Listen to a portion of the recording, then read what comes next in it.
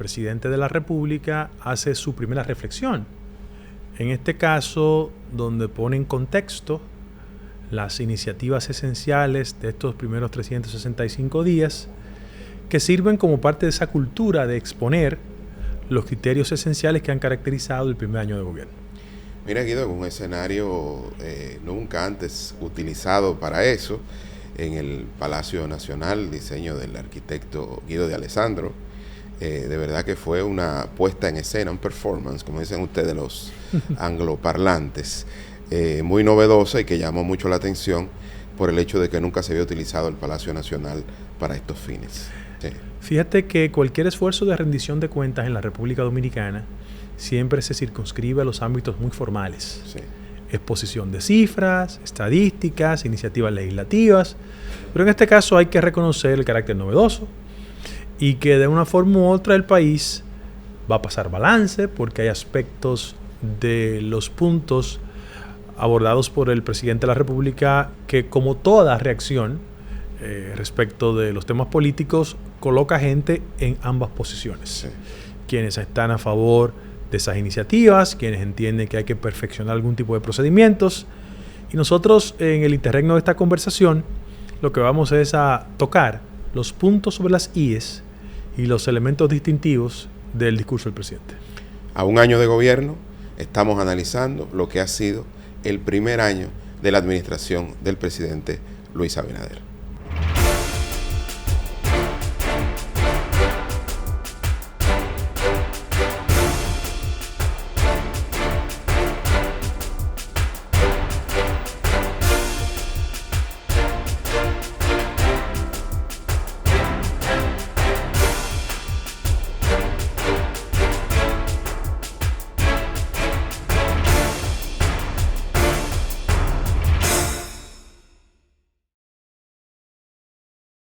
Propaganda, bocina. Esto no es politiquería, es política. Voz Media Network.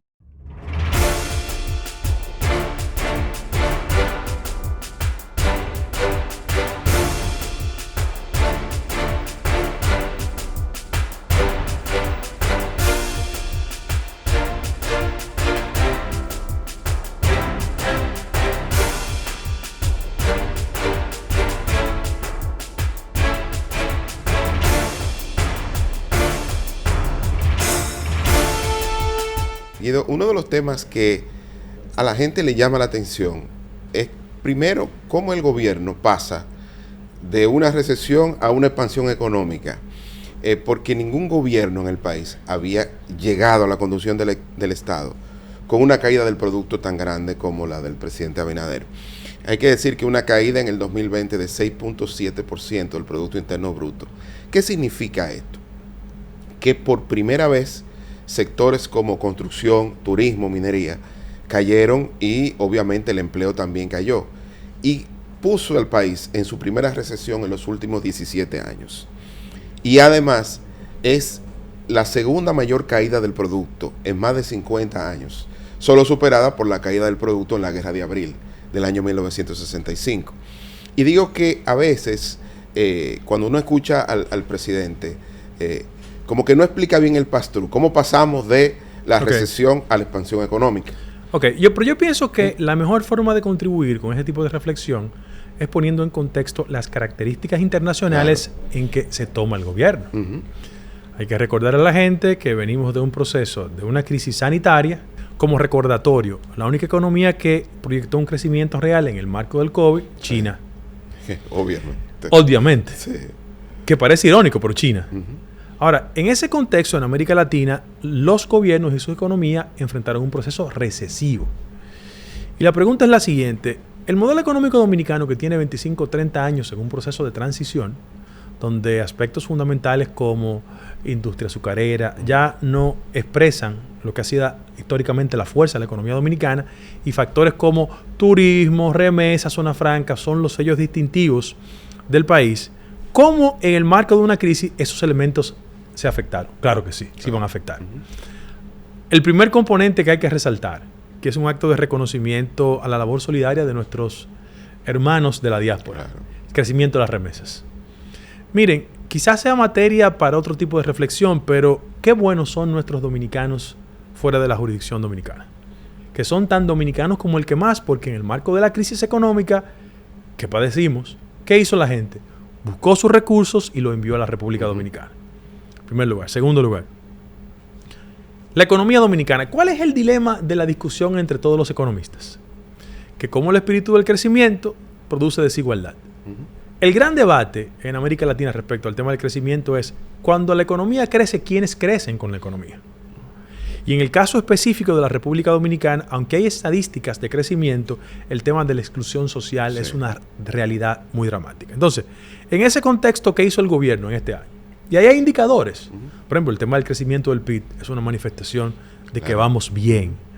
El tema del incremento de las reservas es otra manifestación de que la economía va en franca mejoría. Ahora, como el sector turismo ha sido el pilar de nuestra economía en los últimos años, hay que explicar cómo en el marco de la actual situación la economía del sector turismo ha ido mejorando. Bueno, yo pienso que en la primera etapa y producto de la histeria que generó en la comunidad turística, el hecho de que la República Dominicana, siendo un destino turístico por excelencia en el Caribe, no llegaran turistas. ¿Qué hicimos nosotros? Bueno, una estrategia de transformación mediante la cual incentivamos el turismo local. Sí. Que el ciudadano dominicano, propenso a asumir el turismo como una especie de salida de la República Dominicana, disfrute de sus playas, montañas y nuestros paraísos que tenemos en la República Dominicana. Eso es un indicador positivo. Ahora, ¿estamos en una situación ideal? No, vamos hacia ella. Claro. Que es el desafío constante que tiene toda gestión en materia de administración pública. Pero mira, Guido, el tema del pass-through, y lo quiero explicar porque no hay manera de entender el crecimiento de hoy sin las medidas que se tomaron en medio de la pandemia. Para que la gente tenga una idea, los programas de apoyo al empleo y de protección social, FASE, PATI, Quédate en Casa, beneficiaron a 2.7 millones de dominicanos. Y hasta julio, que fue la última información que tenía disponible el Ministerio de Hacienda, se habían destinado 145.070 millones de pesos en esos programas.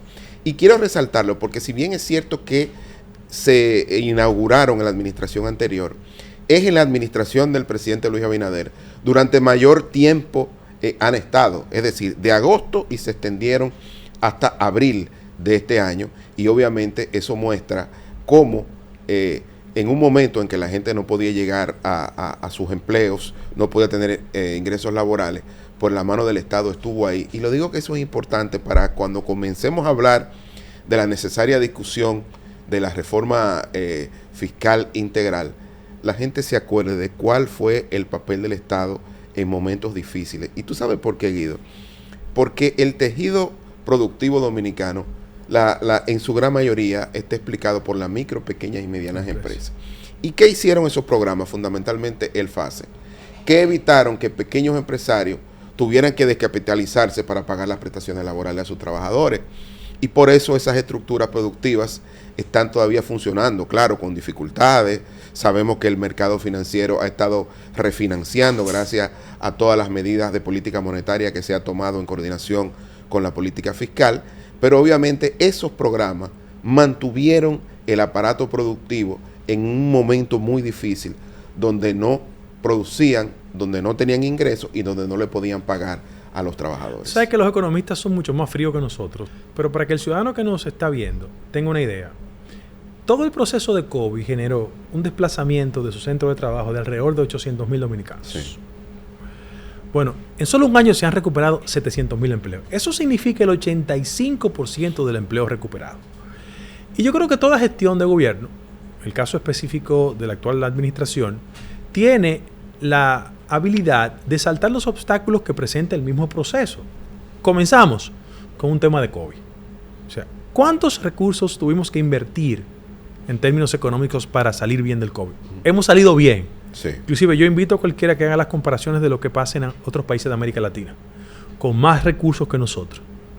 Primer tema, el gobierno sacó buena nota con todo lo concerniente al tema del COVID, pero hay otro aspecto que sí en materia económica nos llegó, y tiene que motivar a una reflexión interesante, fundamentalmente porque el gran debate económico en el país se centra en aspectos de estabilidad económica, control en el tipo de cambio, pero yo quiero introducir un elemento que sí es novedoso.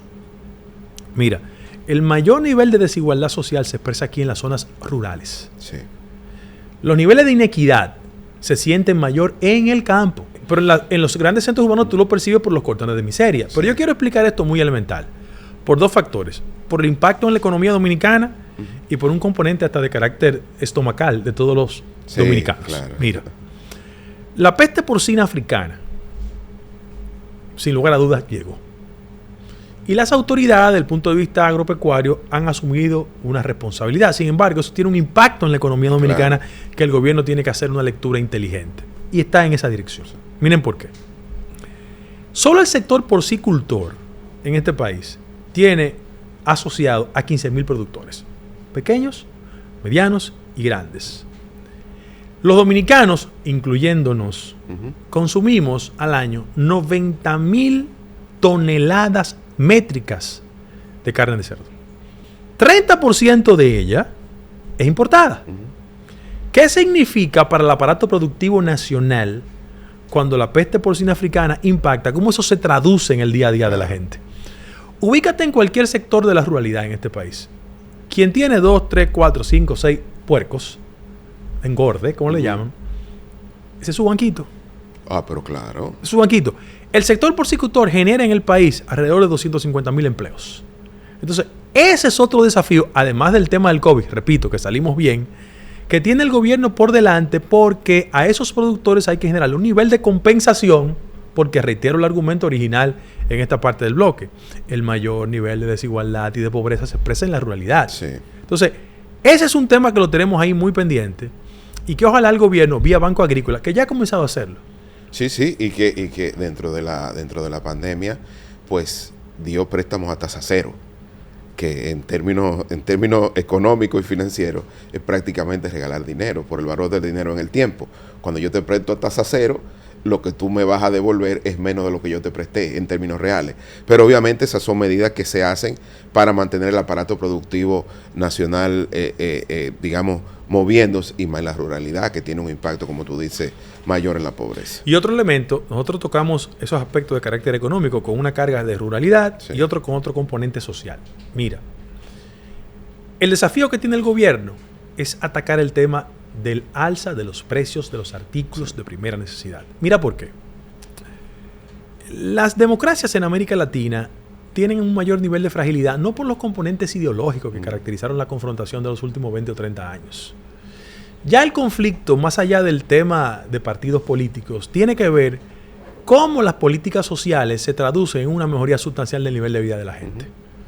Hablo cerca de un hombre que, como tú, es chileno por mosquitero. Claro. Déjame decirte una cosa. Ese modelo de milagro económico de Chile nos explotó en la cara cuando nos demostró a todos los que de una forma u otra reivindicamos ese modelo, de que cuando las reformas no son sostenidas en el tiempo, conducen al caldo de cultivo de conflictos sociales. Crisis sociales, sí.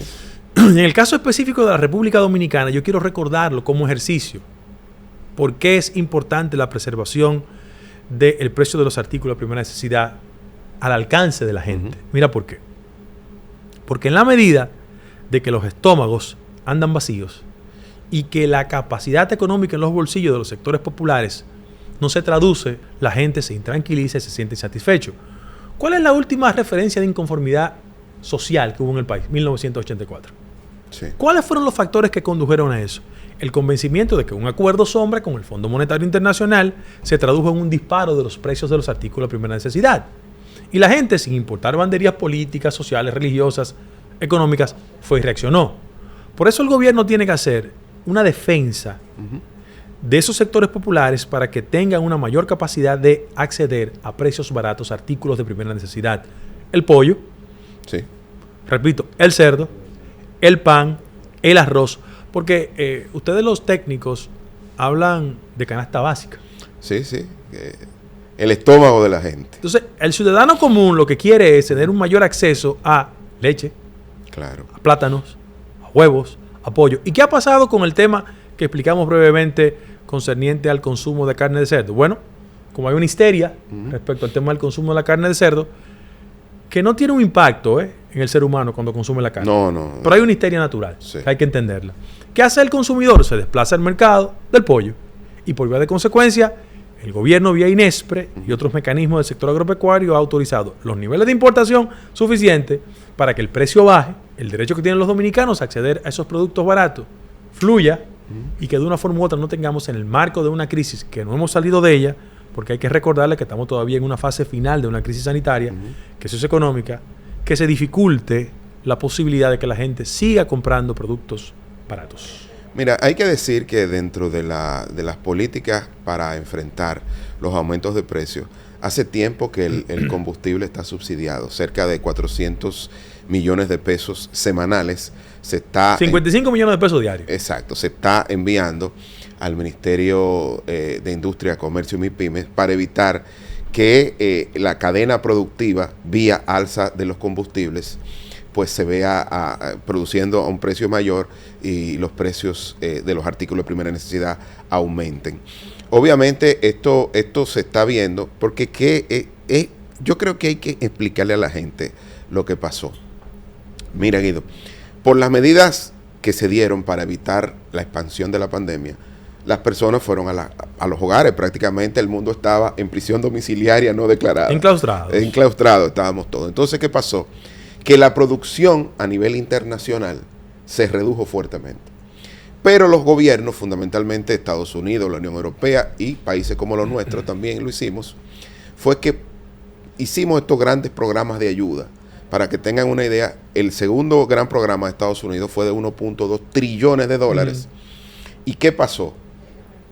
Que con menos producción a la familia se le dio mucho dinero.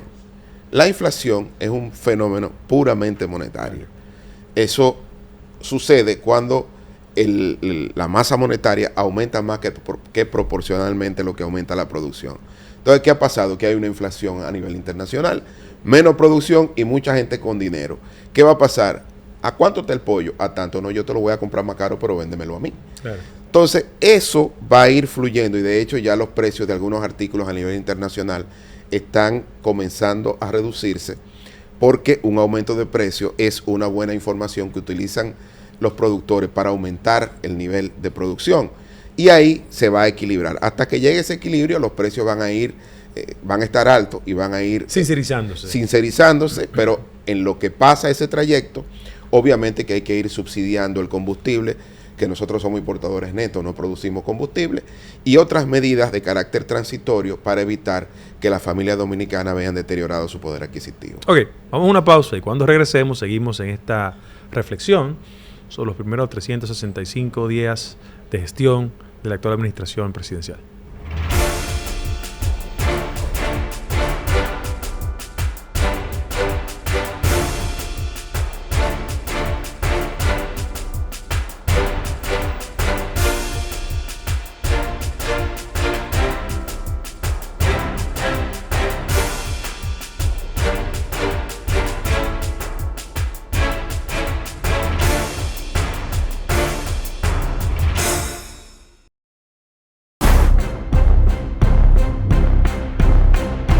Voz Media Network.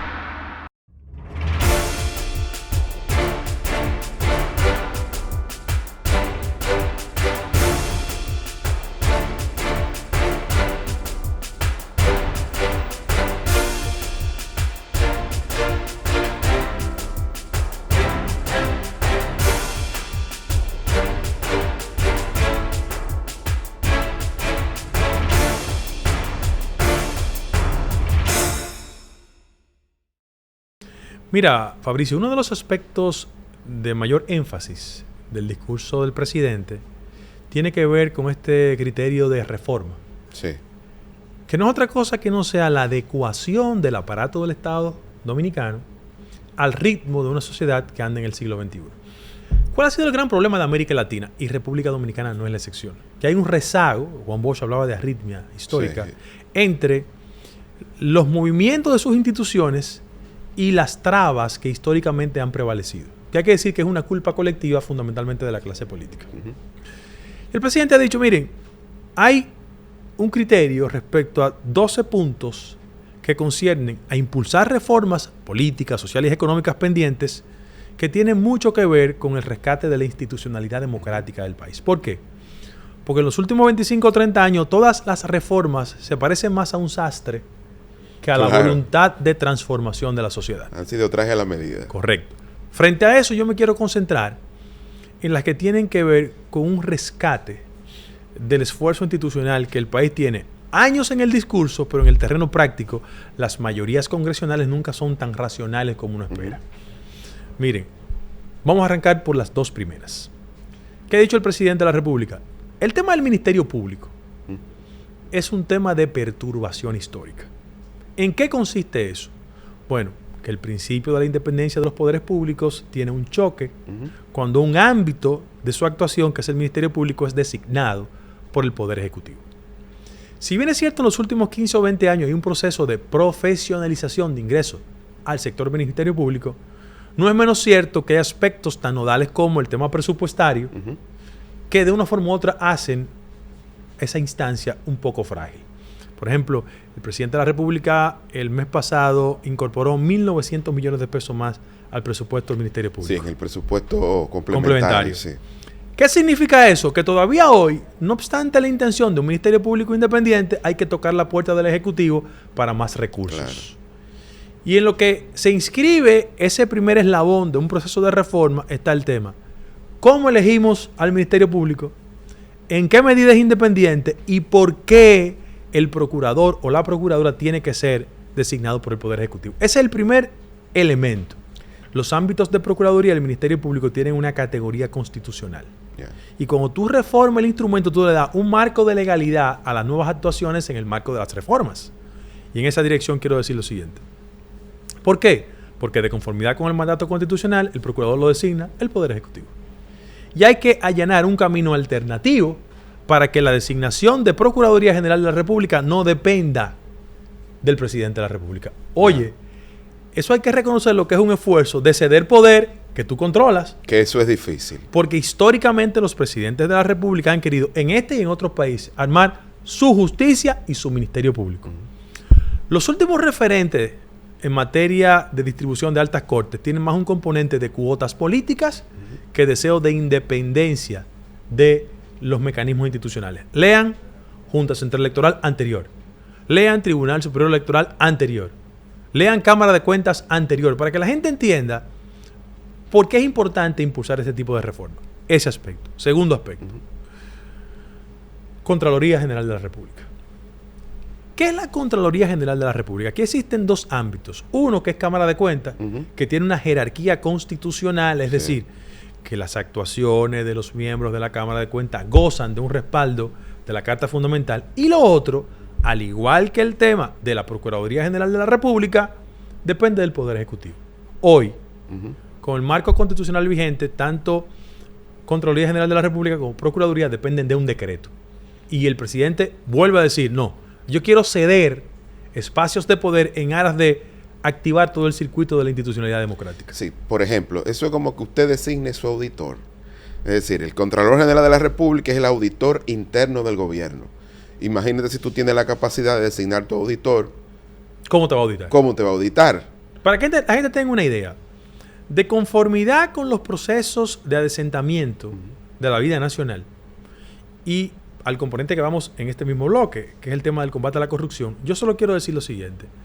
El precedente constitucional que establece una valoración de cómo se ausculta correctamente una gestión pública está íntimamente vinculado con la Cámara de Cuentas. Sí. Es decir, por las características constitucionales, lo que haga la Cámara de Cuentas es la que goza de mayor credibilidad. Eso no borra la actuación de Contraloría General de la República. Claro. ¿Por qué?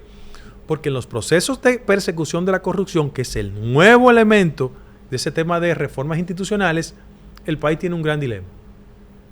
Y todos los años escuchamos a Unión Europea, Estados Unidos y otros organismos internacionales emitiendo consideraciones respecto de múltiples temas que están íntimamente vinculados con la necesidad de combatir la corrupción correctamente.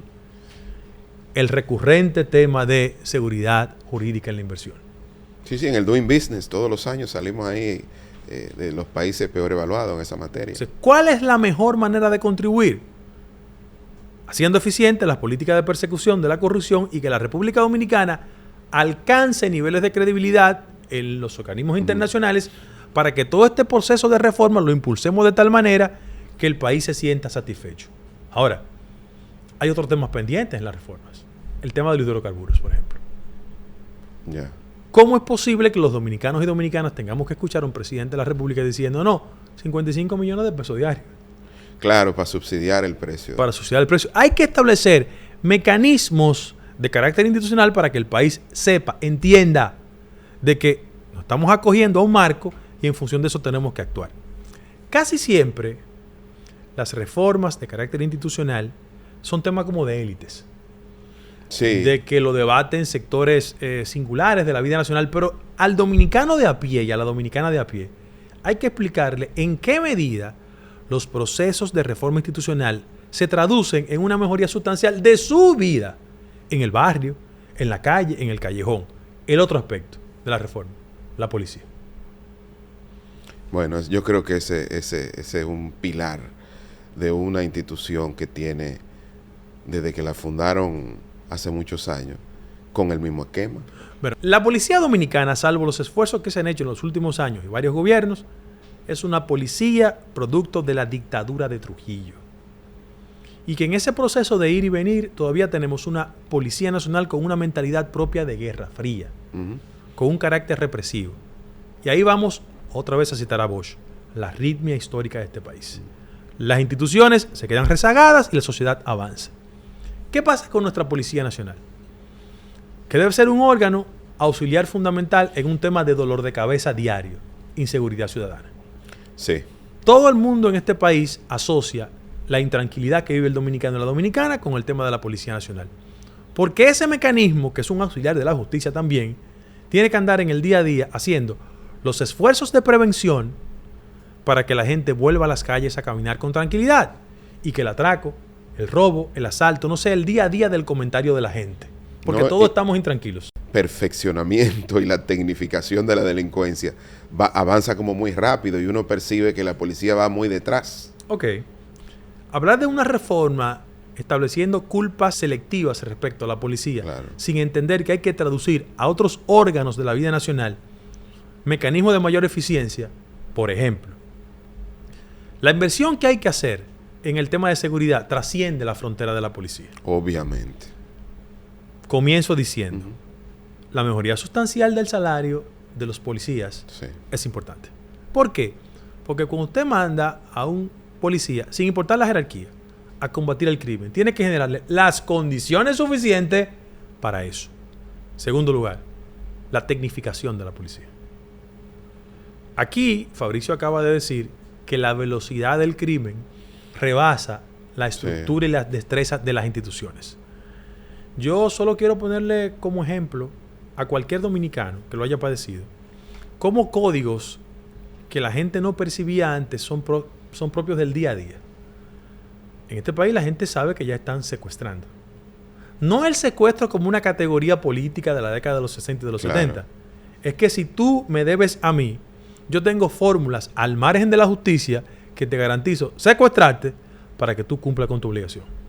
Eso pasa en este país en el día a día. Por eso cuando el presidente habla de reformas de carácter institucional hay que decirle al ciudadano por qué eso es importante. En ese mismo orden. El tema del narcotráfico. Eso es un tema. Otro de los componentes que hay que colocar sobre la mesa del debate es los esfuerzos que hace el gobierno respecto al tema del combate al narcotráfico. Para que la gente tenga una idea de cuán perturbado anda el país respecto del ritmo de las reformas, que aquí tenemos jurisprudencia muy reciente de gente que técnicamente se ha declarado muerto, ha recibido certificación del INASIF, que es el organismo de procuraduría, se ha ido del alcance de la justicia y no tenemos ni huella de lo que ha pasado. Frente a eso, el tema del narcotráfico sigue siendo un elemento de principal preocupación. Y hoy, frente a la Dirección Nacional de Control de Drogas, tenemos una persona de condiciones profesionales excelentes. Nunca los niveles de incautación habían sido tan altos en un año como ha pasado en este gobierno. Ahora bien, ¿pura y simplemente resolvemos el problema con eso? No. Yo creo que hay un tema de educación, y que los mecanismos alternativos en ese proceso de reforma institucional hay que impulsarlo. Casa Abierta. Claro. Que es una instancia que trata de lidiar con el tema de la prevención y la educación en muchísimos sectores populares en la República Dominicana. Para que no se trate el tema del consumo puro y simple como un acto de persecución y represión de quien consume droga o cualquier tipo de marihuana. Que al final son víctimas, son las víctimas del modelo de narcotráfico. Entonces, y sobre todas las cosas por un componente que hay que hacer un esfuerzo, de que las reformas de una forma u otra implementadas tienden a traducir la actitud del ciudadano respecto de la gente. ¿Qué ha pasado en nuestras calles, en nuestros sectores populares? Que la incapacidad de los aparatos de reforma del Estado de transformar el país construyen modelos invertidos. Yeah. Léase, Fabricio y yo, por ejemplo, provenimos de un sector popular. ¿Qué hay que decirle a la gente? Y yo quiero ser hasta molestoso en la insistencia. Que cuando tú impulsas una reforma, la actitud se transforma en el barrio. Es decir, en la medida que el muchacho que trabajaba por la mañana, que se iba a su centro educativo superior en la tarde, que regresaba al barrio, esa persona era un referente de conducta. Todos querían parecerse a él.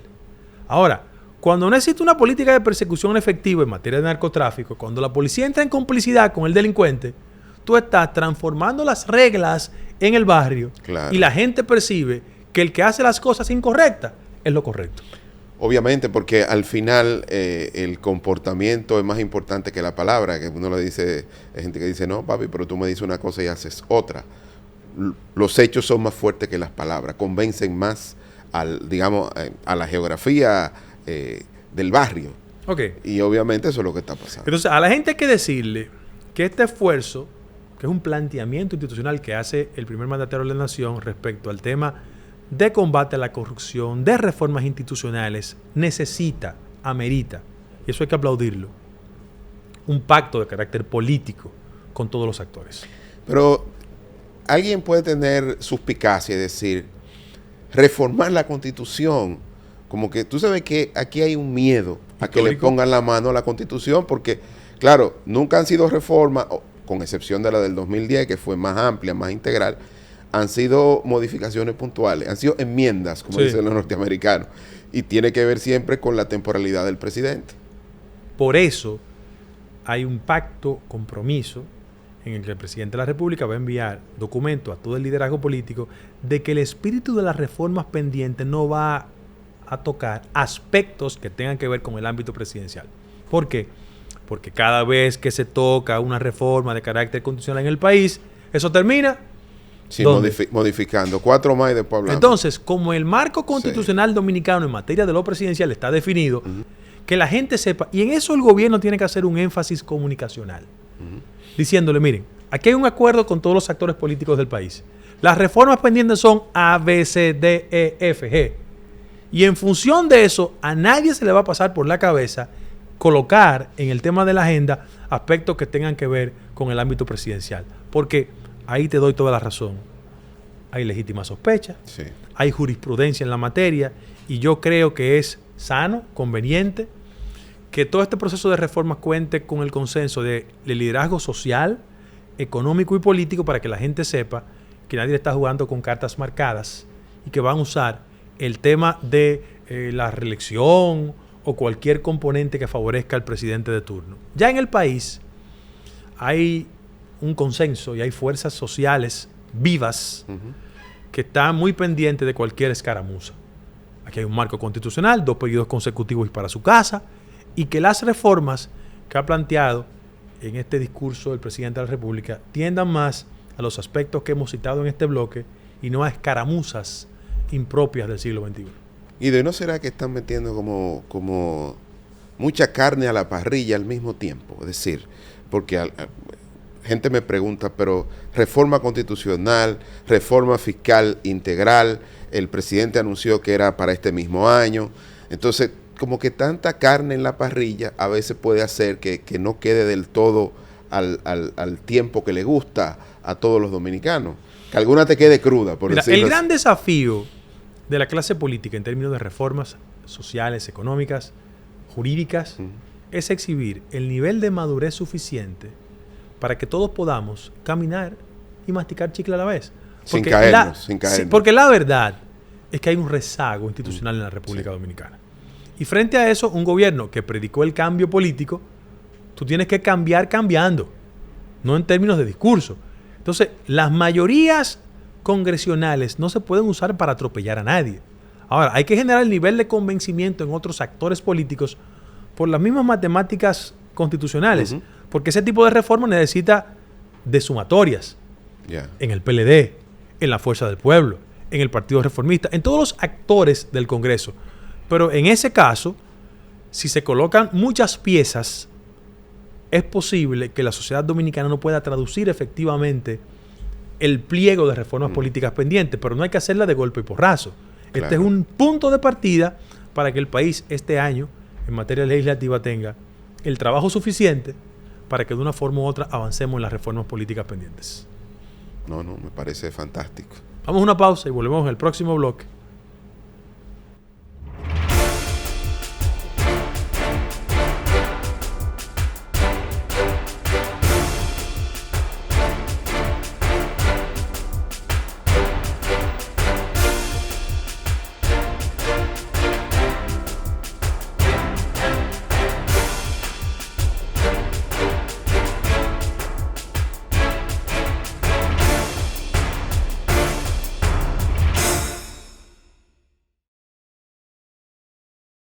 Un timbre, un tono, una idea, una persona, una voz. Soy yo.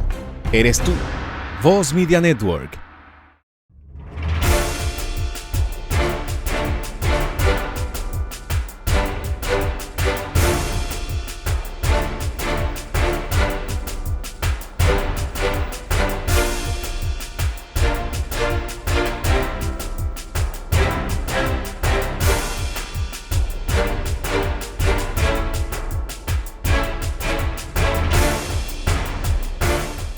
Mira, Fabricio, en este bloque hay que ser lo suficientemente sigiloso en el argumento porque es parte de los 365 días de gestión gubernamental. Sin embargo, yo debo decir que el tema de los procesos judiciales que se han llevado en la República Dominicana corresponden dos factores que hay que colocarlo sobre el contexto para que no se reitere la idea de que la actuación en el ámbito del Ministerio Público, vía Procuraduría General de la República, obedece a un factor estrictamente del Poder Ejecutivo. Claro está. Como hay una asociación histórica en lo que concierne a la designación en Procuraduría, en este caso doña Miriam Germán Brito, la gente podría tener idea que hay un interés de carácter político por la naturaleza de la designación. Y yo quiero hacer la siguiente explicación. El actual gobierno designó una Procuradora General de la República que es una persona que no tiene vínculos con los partidos políticos. Los últimos 25 o 30 años, la regla que genera una discusión que fue propia del anterior bloque es hasta qué punto la actuación del Ministerio Público anda en coordinación con el interés político coyuntural. Y debo decir que los tres principales funcionarios del ámbito del Ministerio Público son personas que no tienen vínculos con la mecánica partidaria. Jenny Berenice, ¿verdad? Y el magistrado Camacho. Porque la ley del Ministerio Público establece el principio de la incompatibilidad. Ellos son el resultado de esa etapa de profesionalización del Ministerio Público. Claro, esa etapa se dio en el marco de los gobiernos del PLD. Y en el caso de doña Miriam, ella viene de la estructura porque transitó todas las escaleras del sector justicia hasta llegar al punto más alto. Miembro de nuestra Suprema Corte de Justicia. Vicepresidenta. Entonces, frente a ese acontecimiento, se han desatado procesos. Y yo, en aras de hacer lo suficientemente reflexivo, no quiero incurrir en temas de carácter personal, sino que en el desempeño de la gestión de Procuraduría se hicieron los sometimientos del lugar para que el país entienda que hay una voluntad del Ejecutivo en el que, sin inmiscuirse en los asuntos del Ministerio Público, el Ministerio Público actúe. Y quiero poner ejemplos para que la gente sepa. Todas las personas privadas de libertad en la actual coyuntura, su actuación no es el resultado de una decisión acusatoria. La presunción de inocencia prevalece. Lo que pasa es que hay una fórmula alternativa que en este proceso garantista de todo el sistema penal en la República Dominicana, yo sé que lo que uno habla es muy técnico, a lo mejor la gente no lo entiende. Sí. ¿Por qué? Porque lo que ha acontecido es que el acto acusatorio que emana del PETCA, que es un órgano que pertenece a la Procuraduría General de la República, la presunción de inocencia a quienes están privados de libertad no le está acusando todavía. Le está diciendo que cuando su caso se conoció por ante un juez o una jueza, esa magistrada o ese magistrado determinó que existían todas las herramientas para preservarlo de manera transitoria mediante una medida de coerción en la cárcel. Reitero, la presunción de inocencia tiene que prevalecer. ¿Cuáles han sido los casos más destacados que el país conoce? El primero que se citó tiene que ver con un aspecto puramente esencial de la institucionalidad democrática. Hay un proceso de investigación respecto a extitulares de la Cámara de Cuentas, que es un crimen que tiene un carácter muy singular porque es un órgano llamado a fiscalizar el comportamiento de la administración en materia de finanzas públicas. Es decir, ¿manejamos los recursos bien o mal? O sea, no hay precedentes en el país, salvo el caso de un juicio político que se le hizo a anteriores miembros de la Cámara de Cuentas, de que estén procesados. En primer lugar. Segundo tema. Hay un tema que tiene que ver con una figura fundamental del ámbito militar de la pasada administración que fue imputado en el proceso. Él, mediante medida de coerción, está en el sistema carcelario dominicano, junto a otras personas acusadas. Frente a ese acontecimiento hay una acusación, el país lo conoce a la perfección y hay consecuencias. Hay una señora que ejerce la condición de pastora y otros correlacionados. Tercer expediente, que el país lo tiene muy pendiente. Ese expediente tiene que ver con el sistema eléctrico en la República Dominicana. Hay una especie de combinación de actores. Yo siempre he sostenido que uno de los negocios más rentables es el negocio eléctrico. Sí, en todas partes del mundo, porque es infraestructura pura.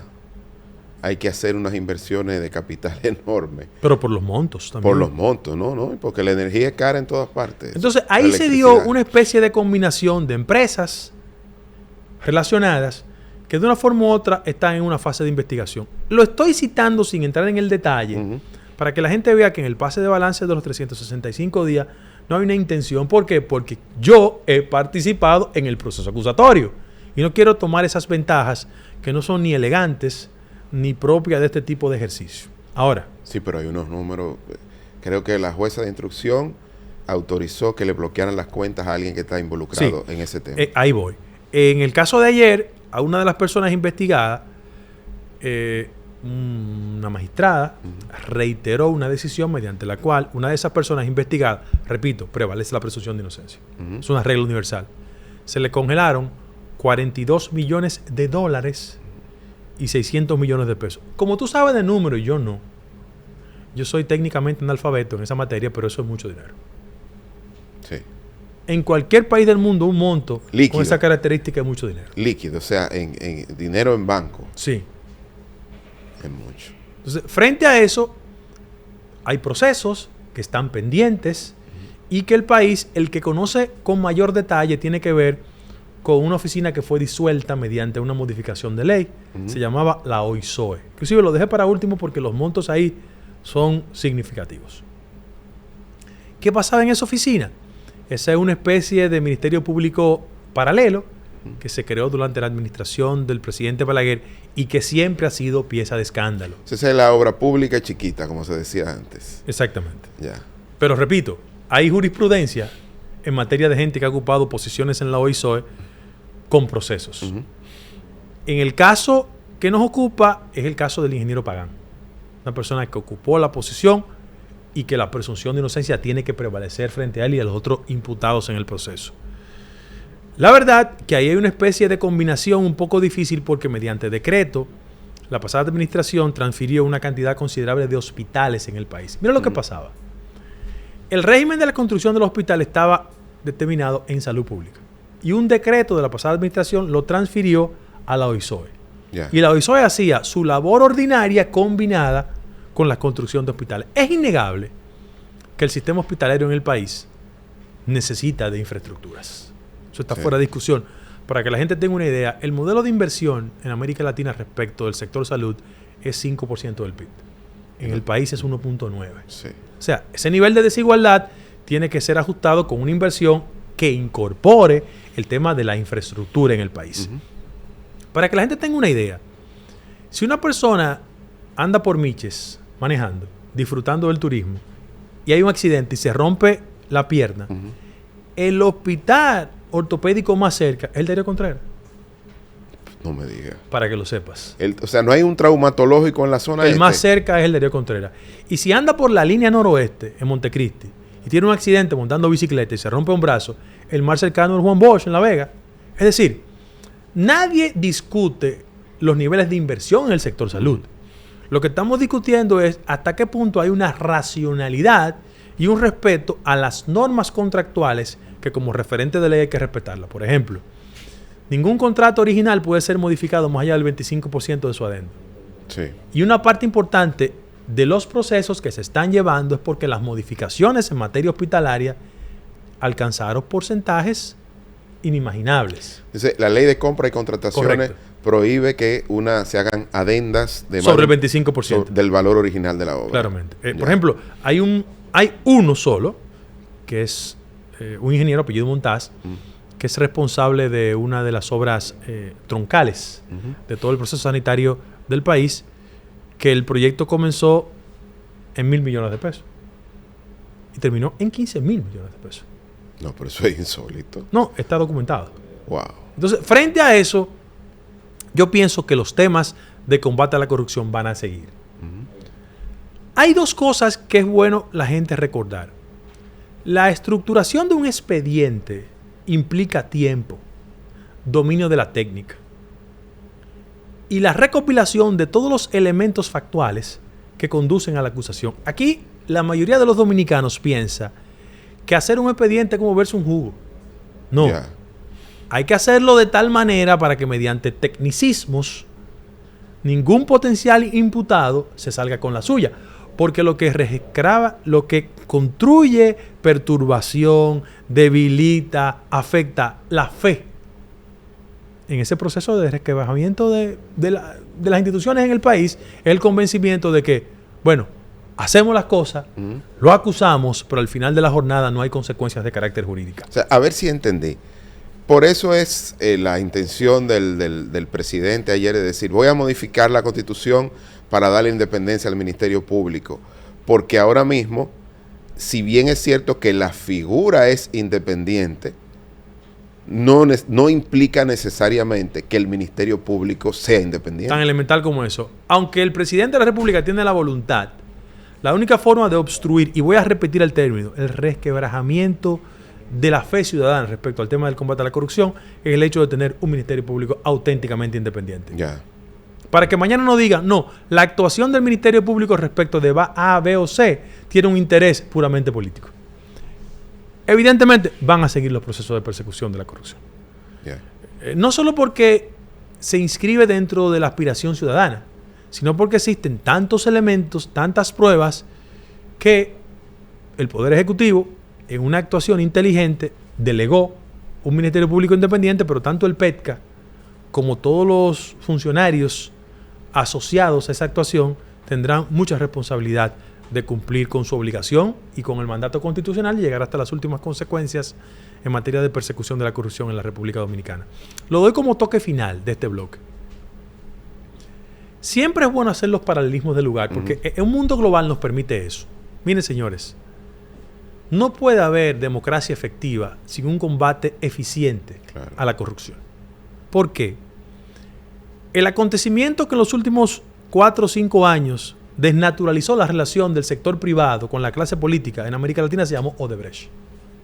Pieza de escándalo y de escarnio para exponentes políticos y económicos que ha conducido que muchos países gente se haya hasta suicidado. Bueno, en Perú se llevó 5 presidentes de golpe. Y uno suicidado. Sí. Entonces, frente a eso, no entiendan el tema del combate a la corrupción con un aspecto puramente coyuntural, local y de los debates criollos, sino que es una aspiración de amplísimos núcleos de la vida nacional de que la democracia se perfecciona cuando todo el que comete un hecho y se puede probar es perseguido penalmente. Vamos a una pausa y venimos en este bloque final de estos 365 días de la administración del presidente Luis Abinader.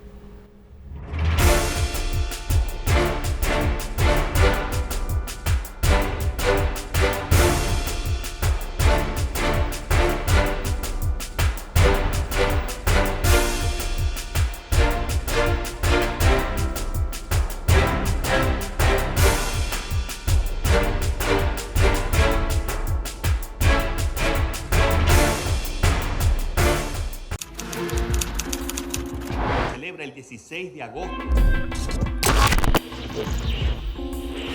El cumplimiento de la ley y el desempeño de sus funciones. Miren, el Senado un 71% de las cámaras ilegales en República Dominicana. Una gran oportunidad para perfeccionar. Así como hay aspectos negativos, yo puedo decir aspectos positivos. Basta de politiquería. Esto es política. Vívelo de cerca en Voz Media Network.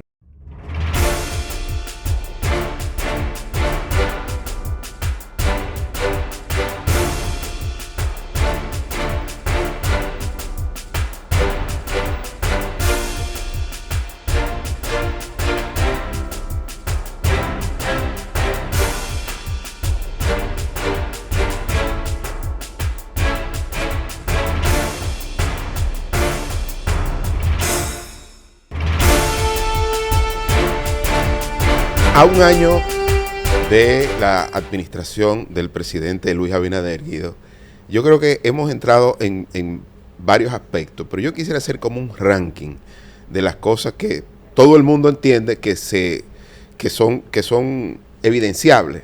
Yo creo que el primer gran éxito, la campaña de vacunación. Fuera de discusión.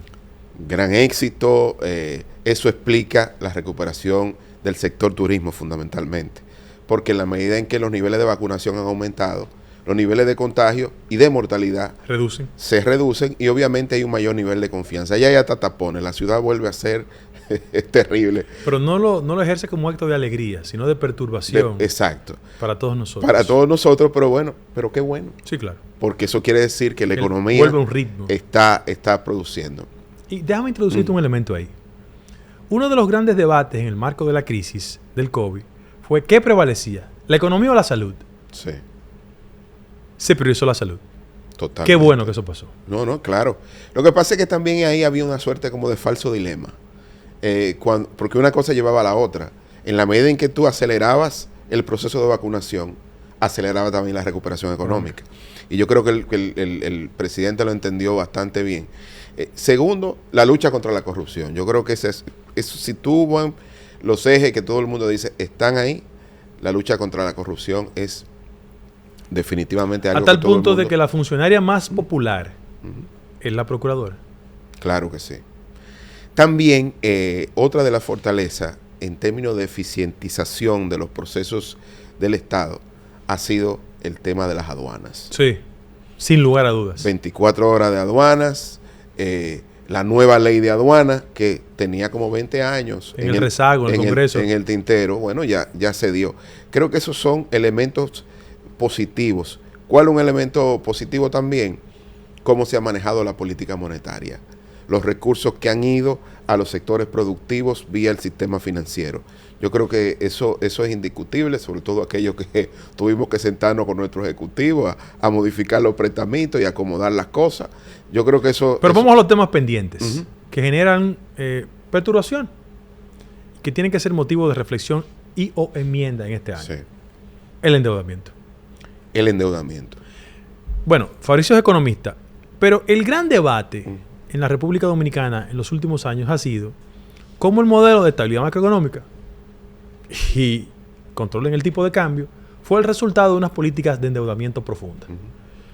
La fuerza política que hoy es oficial, a la que yo pertenezco, hizo críticas duras respecto a ese tema.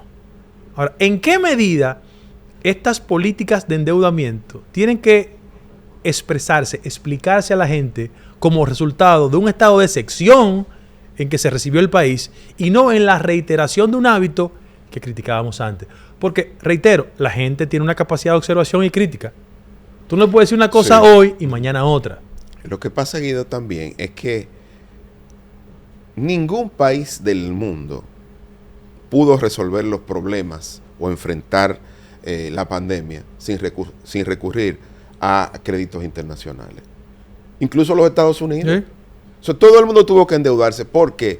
Porque como cayó El tema es la capacidad de endeudamiento de cada como país. cayó la actividad económica, cayó los recursos internos vía recaudación. Acciones. Las recaudaciones se fueron al piso. Ahora, yo creo que es un poco desleal pedirle a una nueva administración que llegó en medio de una pandemia que resolviera los problemas sin endeudarse. Sobre todo, administraciones que pudieron hacer ese periodo de ajuste tributario en momentos de las vacas gordas. Lo que tú no puedes pedirle a ningún gobierno es que en momentos de la vaca flaca, la vaca dé más leche, porque no se puede. Entonces, yo creo que aquí había que, cuando tú llegas, lo primero tú resolver la urgencia. La urgencia era el COVID. La urgencia era el COVID, había que resolver, buscar recursos donde estuvieran y después nos vamos a encargar de cómo enfrentamos el tema. Ya se anunció una nueva reforma tributaria para el próximo año. Pero yo creo que aquí se es desleal cuando se le dice a las nuevas autoridades, ustedes se están endeudando. Pero ¿y qué país del mundo no ha aumentado el endeudamiento en medio de la pandemia? Otro tema que hay que afinar. El tema de los hidrocarburos. Sí. El impacto y la carga que tiene la economía dominicana. El gobierno dominicano puede gastar 55 millones de pesos, ¿verdad? Para que de una forma u otra, el efecto que tiene en nuestra economía un incremento sustancial de los derivados del petróleo nos perturbe en el ritmo del desarrollo del país. Nosotros no somos un país que importa petróleo, por el contrario, somos un país que importa petróleo, Sí. somos totalmente dependientes y siempre tenemos esa carga. Ahora, ¿cómo eso pesa en el aparato productivo nacional? Nosotros en parte de la reflexión hablamos del tema de la desigualdad rural. Sí. Entonces, esos aspectos tienen que ser resueltos por el gobierno y crear fórmulas alternativas que de una forma u otra contribuyan efectivamente a que todos los meses no tengamos ese drama, fundamentado en un hecho. Y es que los viernes el temperamento de la gente cambia en la medida que te suben la gasolina. Pero fundamentalmente para los sectores productivos, curiosamente, el gasoil es más importante. La gasolina también afecta por el tema del transporte, pero sobre todo a la clase media, que es la que tiene mayor voz y mayor fuerza en las redes sociales. Pero sí afecta. Pero yo creo, Guido, que estamos en momentos del COVID y hemos subsidiado muchas cosas, porque también se han roto algunos paradigmas ortodoxos de la economía. Lo importante, yo creo que la crisis ha permitido revalorizar el papel del Estado frente a la sociedad.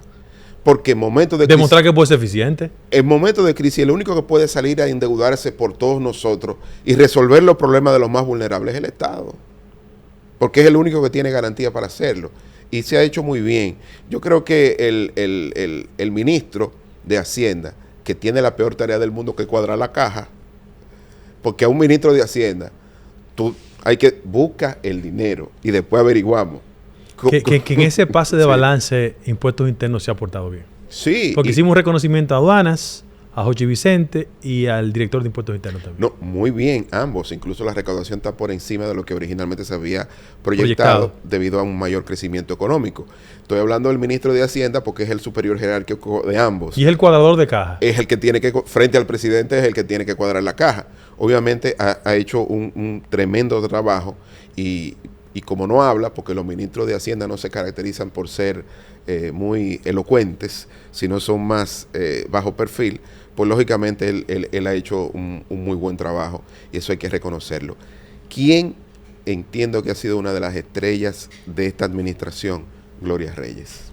Ah, claro. Creo que ha comenzado Política social. en materia de política social, es el rostro de la política social del gobierno, ha caminado muy bien hasta ahora, hay que agilizar el tema de la nueva tarjeta y que la gente se apropie de ella, porque cambiaron el nombre, aumentaron el monto y yo creo que la gente lo está recibiendo muy bien, pero la gente tiene que apropiarse de supérate. Mira, Fabricio, esta reflexión final. La República Dominicana está construyendo nuevas culturas políticas. Hay un ciclo político que cerró y otro que se inicia.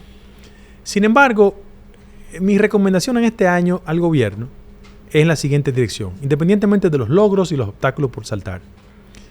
La fascinación por traducir la actuación correcta del gobierno como un acto puramente mediático es un gran desafío. Miren por qué. Al final de la jornada, la actuación correcta de un gobierno impacta cuando transforma a la gente. Y si hay una experiencia que debemos leer respecto del pasado proceso político, es el falso convencimiento de que las cosas eran buenas cuando se conectaban a las redes y la actuación mediática generaba esa percepción en el ciudadano.